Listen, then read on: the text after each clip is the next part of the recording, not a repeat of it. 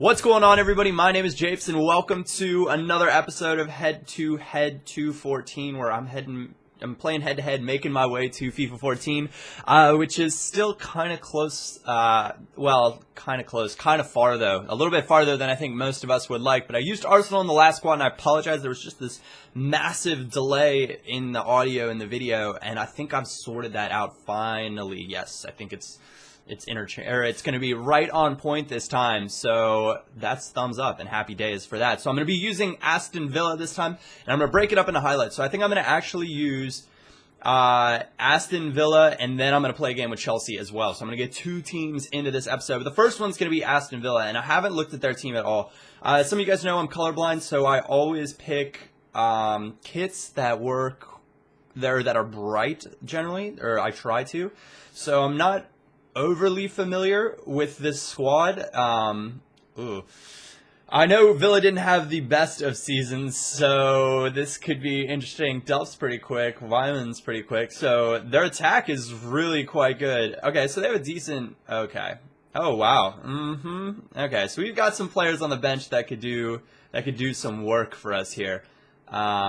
It's going to be all about really finding the right formation to fit them in. So it's not going to be the 4-3-2-1 for me. I'm going to set it up in a 4-2-3-1 to start. I don't think that's the formation that I'm going to end up using, but it's a good place. It's a good place to start. Now, Benteke, this is the dilemma, because they still have Darren Bent sitting down here, and Darren Bent is phenomenal on FIFA, but I don't know if losing out on Benteke is going to be worth it. I think I should be playing because then I'm losing out on I think I'm going to play a 4-3-3 actually. And I don't know if this is going to work. This is kind of because I wanted to use Weiman as well. Oh, they've got a lot of good attacking options, but I just don't. Actually, we're going to leave Weiman on the bench for now. We're going to move Igbangalhor. I think he's got... So 4-star weak foot, that's fine. I'm going to play it like this. We're going to take Weiman off. The Austrian, I will probably use him, but Steven Ireland is a good attacking mid option. We're going to move El Amadi, put him on. Now, Nzagbia is an interesting shout. I'm going to probably save him for a super sub. A lot of you guys would probably say you should definitely be starting him. Barry Bannon. Wow, I didn't realize this guy was so pacey on this game. Where can we fit him in? Maybe instead of Delph? They're both so pacey, so he might be a super sub as well. Actually, what is Delph's tackling like? What is your tackling like? Let's see. Aggression, interceptions is okay. Marking, what's your marking? 37, slides, okay, so really, oh no, I'm on Ireland, oops. So Delph, marking 51, slide tackle, standing, let's try this. Marking 54, slide tackles, not really stellar one way or another. Actually, is Guzan? I'll leave Guzan in. Because I guess that's just American. We're gonna put Kieran Clark in though instead of Baker. Now I'm not really confident in this left back, Mr. Bennett. Now he might be decent or had a good season. I know this Latin guy had a good season in real life. There was like a segment in a show about him recently, even in the States, which is kind of cool. So what I'm thinking I want to do is I'm thinking that to get a little bit more pace, I'm going to put one of my CDMs, so either Delph or Amadi. I think it's going to be Delph. What are your attacking stats like? So he's got a good defensive work rate, so I'm actually going to put Delph back, and I'm going to put in Mr. Bannon. So this is what we're going to go with. And some of you guys are going to be like, you're playing Delph as a left back? Yes, I am. And that's what we're gonna go ahead and we're gonna try this out. So that's first impressions. I've never played a game with Villa on FIFA, so this could be interesting. I don't really know what I'm getting myself into. Sometimes when you're searching for non-5-star teams, it takes a little bit longer, but hopefully we'll find an opponent pretty soon, and that'll work out nicely. So I kind of know what I'm gonna do. Well, Chelsea's kind of interesting. It's really weird because They have a lot of really good possibilities as far as formations and stuff go. I've used them in the... Oh, connection's been lost. I used them in the... I think I'm searching. Okay, I used them in the Kick TV tournament, and that was the one game that I lost. And I just could not, for the life of me, find the optimum formation with Chelsea. Which some of you guys are going to be like, well, you know, 4-2-3-1, yes, it's good. With them. It's not a bad formation by any means. And this is when they didn't have Demba Ba, so then it opens up the 2-striker. The 4-1-2-1-2 could be quite good. But I think I'll probably use a 4-2-3-1 with them because it's safest. Ireland, are you your 3-star? All right. So here we go. And it'll be, from this point forward, it'll be highlights only. And that's how we're going to Dougie. So Santos. Do they still have Neymar? They do still have Neymar. All right. So this could be interesting. But I have pace and pace for days. So they're actually probably a pretty decent low-rated shout. It's always different getting used to a new formation, so I haven't played much 4-3-3 lately, which could make this a little bit... Oh my gosh, if he plays just straight through balls, I could be in trouble.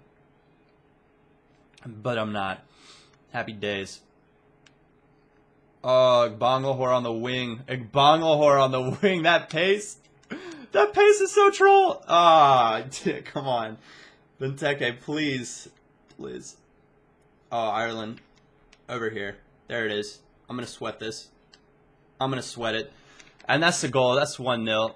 Did he just quit? So, I'm not going to replay when I get quitters, or rage quitters, just to kind of speed up the... We'll get through a lot more teams this way. So, yeah. As long as I get a win for it. If it's in the first 5, I don't think you get a win. But I'm pretty sure that I got a win for this one. So, after all that discussion about how to set up Aston Villa, I'm pretty sure that I'm going to just be moving on to Chelsea. And so, I don't actually think I got a win for that. I think I was 6-0 to begin with. So, that means that I will play another...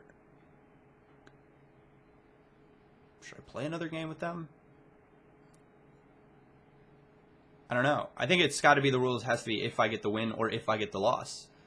Or did I use them and set them up? Anyways, I'm going to search again. I'm going to play another game with them. I don't know. I guess maybe I disconnected there or something. It didn't give me a loss, though. I don't really know what happened. But it seems to me that Villa has a decent little lineup here. Plenty of pace. To go around. Even through the midfield, they're quite pacey. And of course, Ben Bangalore and Benteke is not the paciest, but he's really big, he's really strong, and he's definitely not slow.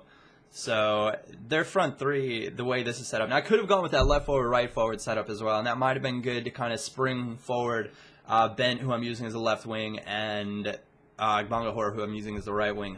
However, I just think this is a more balanced formation. I've talked about it before with defensive mids and how important I think they are. So 4-1-3-2, Cardozo, Lima. I'm somewhat familiar with Benfica, but not extremely.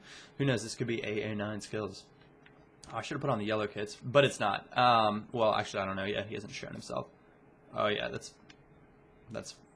yeah, this is not AA. But this is sloppy defending off the start. Oh, there we go. All right, happy days. I just think this formation is a lot more balanced than the 4-3-2-1 is.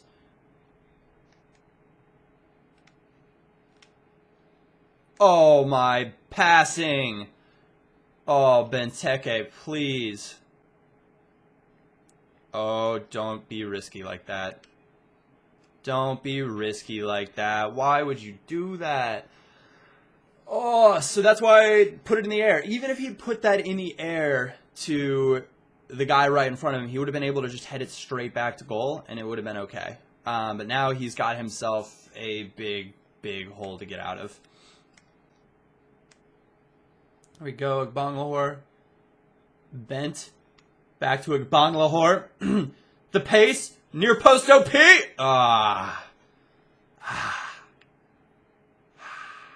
He's strong enough. He's pacey enough. It just would be fine.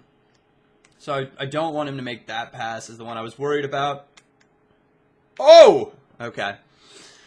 Yeah, this guy's decent. Happy days. I could get back to the inside of him. Unlucky.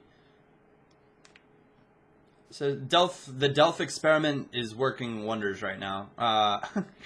With the one... Ooh! With the one defensive play that he's had to make, he was in the right position, and he was fast and quick, and he stole it away, so happy days. So he has learned that he does not want to kick it short, which is excellent, because that'll make the game more fun. They don't turn near as quickly as they do in Ultimate Team. Little chip. Little cross. Little cross! Oh, Benteke, come on, big boy. Oh, but Ben. Get this cross in. There it is. So that's essentially the type of service that I should be giving Benteke all the time. This is a really cheesy lineup that I've gone with here. The pace up front would be difficult for just about every... How many stars are Villa? They can't be more than 4.5, maybe max. I'd be willing to bet they're about 4 stars. But the pace that I have up front would be difficult, I think, for just about every 4-star team to deal with. And that is a cheesy way to get wins on head-to-head. Oh, that's a bad pass. Oh, no. Come on, Bannon.